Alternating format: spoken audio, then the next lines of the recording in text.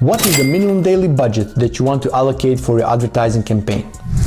This is a question I hear very often, and it's a fair question. If you never advertised, or you never advertised with success, or you had some low-level marketeers advising you to start with $10, $15, you might be surprised if I tell you that the minimum daily budget that you want to spend per campaign is $100. So in this video, I will try to explain you why you want to spend this amount, what is the benefit for you and your business, and how much better position you will have comparing to some other advertisers. Before I tell you about it, I just want to be very sure that you understand the value of having complete digital infrastructure in place.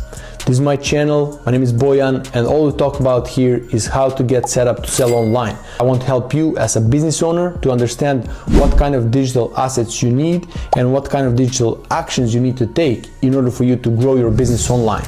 I not bother you with the how-to videos. There's no any how-to videos on my channel. We talk about the principles, we talk about the big picture. I want to give you understanding of why, for example, you want to spend at least $100 per day per campaign, instead of telling you how to set up campaign, how to put this budget here and there. Just understand that this is the minimum budget you want to allocate so that you can plan your budget. So again, short recap of value of complete digital infrastructure. What does it mean? Sometimes people understand a digital infrastructure if they have Instagram account, for example, and they have a website and they say, okay, I have some digital infrastructure.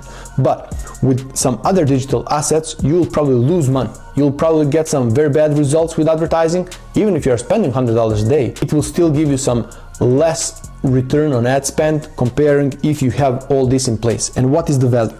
So imagine somebody is coming from advertising platform, and in today's example we're talking about Facebook. Of course, whenever I say Facebook, it's Facebook and Instagram, it's all connected together. Whenever you advertise on Facebook, it goes automatically to Instagram too. So let's imagine that we are advertising on Facebook and somebody is coming to our website. Immediately this data, as soon as this person buys something on our website, or maybe they just fill in the form, we already have this data in the CRM, so everything is well connected to one another. We have analytics connected to our website. We are sending data back to Facebook from analytics, but also from our CRM. We want to make sure that Facebook got back this data, and I will explain why.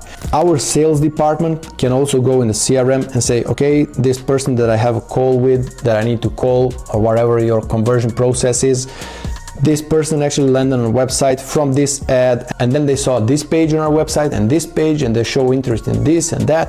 Of course, depending how complicated your sales process is, how big of the deals that you are closing. For some people, it's just like they land on a page, they buy something, and that's it. For some others, sales process is much longer. I don't want to bother you with that. We're just talking about the value of digital infrastructure.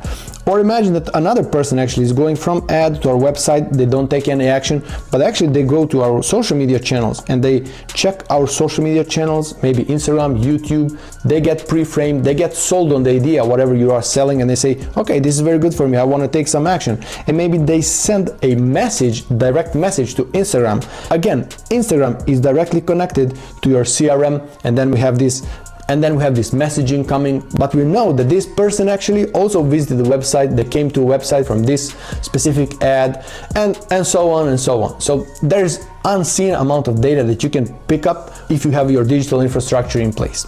And just a short recap about the Facebook, about all advertising platforms, they're nothing else than a huge prediction machine that have unseen amount of data about billions of people. So we want to put a trust to this platform that if we want to sell our product or service, this platform is going to find the right person for us. But we need to be aware of the budget that we are spending. We need to be aware of what we are communicating in our ad. So we want to help advertising platform to find those people. And when we start advertising and we finally get some conversion, people are buying from us, we want to send this information back to machine. Because as I said, if this is a prediction machine and we send this data back, we say, okay, this person just bought this product from us, or the service, depending on what you are selling. Then Facebook knows and says, okay, so this person with this specific characteristics actually bought this product. Okay, let me find some more people like this. And then this machine starts thinking, okay, how many people I have in this category? I probably have another 5 million that I can serve this ad right away. And then I have another 5 million that are not so probable to convert, but I will try with them after this 5 million.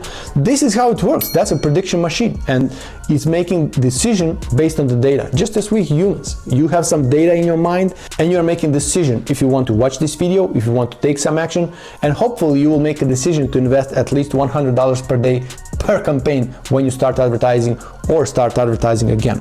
So I hope this makes sense, to have complete digital infrastructure in place so that you have data for yourself, but you can also send the data back to machine to help the machine to find more right people for you that will eventually convert and become your customers.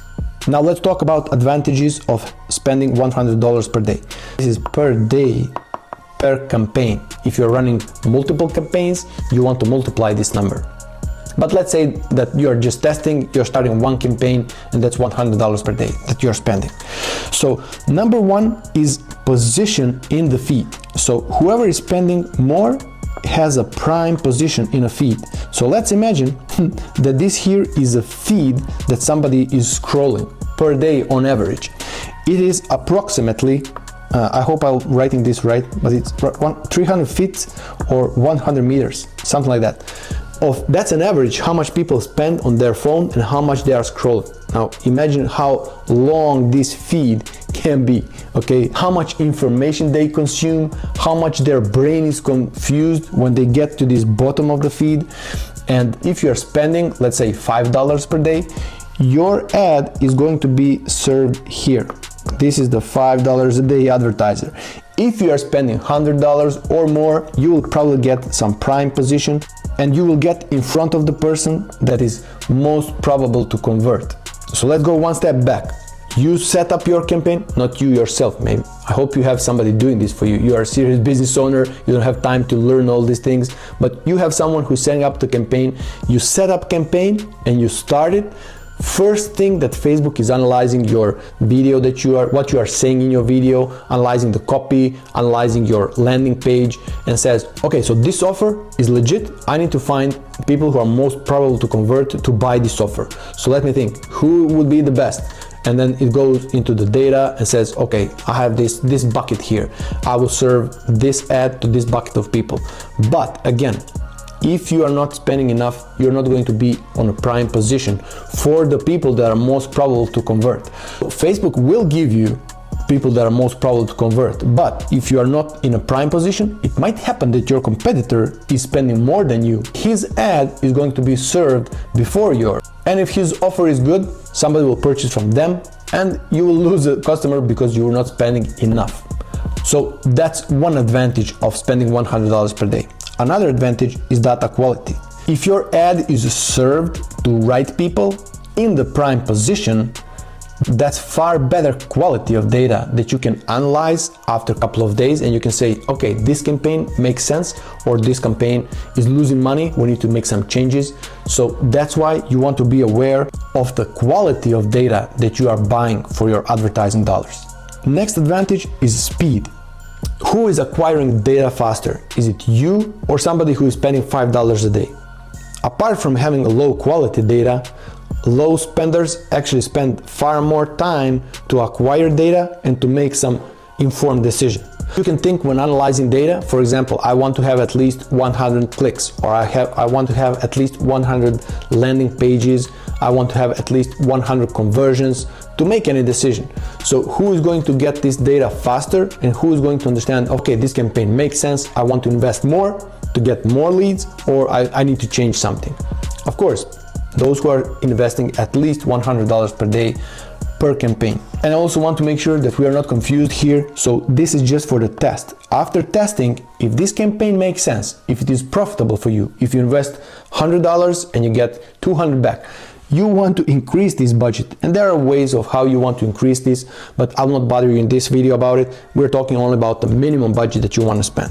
For how long? This is a pro tip that I want to share with you. So it is a 72 hour at least that you want to wait before making any decision. So it means that when you decide on a campaign, when you set it up, when you start it, for 72 hours, don't make any changes, just let it ride, because Facebook is a predicting machine. So you want to give this machine enough time and enough data before you make any decision. Maybe this campaign will not give you any result the day one, but then the day two you'll get a couple of results.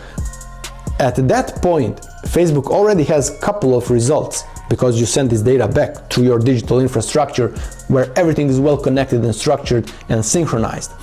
And then Facebook knows, okay, so these people already bought, great, let me find more of these. And boom, suddenly day three, your campaign works like a clock and you're getting some new leads very profitably, and then you maybe decide not to change anything, which means campaign is working, you just let it ride. You can add some more budget, as I already mentioned, because if it's profitable, give it some more money, of course. And to sum up, can you survive with one campaign for a full month and get profitable results?